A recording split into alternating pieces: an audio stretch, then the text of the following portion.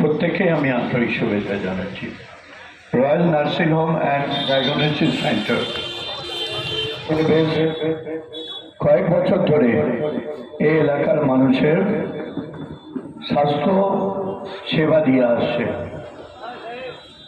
আমি খুশি যে তারা এবছর একটা রক্তদানের মধ্যে দিয়ে তাদের কর্মসূচিকে নিয়ে যাচ্ছে।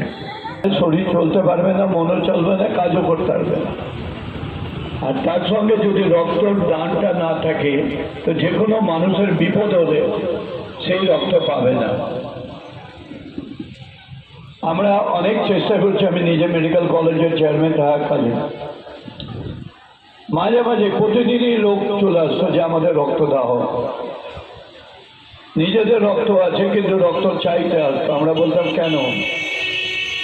বললো না আমার অসুখ আছে, কেউ বলবে আমার রক্ত দিলে শরীর খারাপ হয়। বলো ঠিক আছে, তাহলে আমি রক্ত দিয়ে দিচ্ছি, চলো। তুমি যদি নিজের মাকে না দিতে পারো তাহলে রক্তটা আমি দিয়ে দেবো। এইভাবে আমরা অনেকগুলো কাউন্সিলিং করেছি।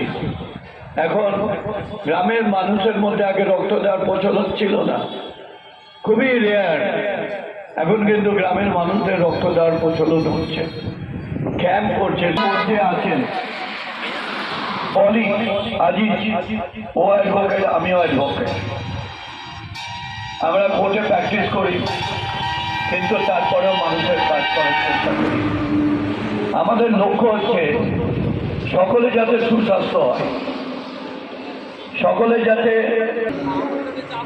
আর তাদের যদি অর্থনৈতিকভাবে পিছিয়ে পড়ে তাহলে জেনে রাখবেন তাদেরকে অর্থনৈতিকভাবে সাহায্য করা দরকার। যে ওষুধ দেওয়া, এসব দেওয়া, এটা একটা নৈতিক দায়িত্ব।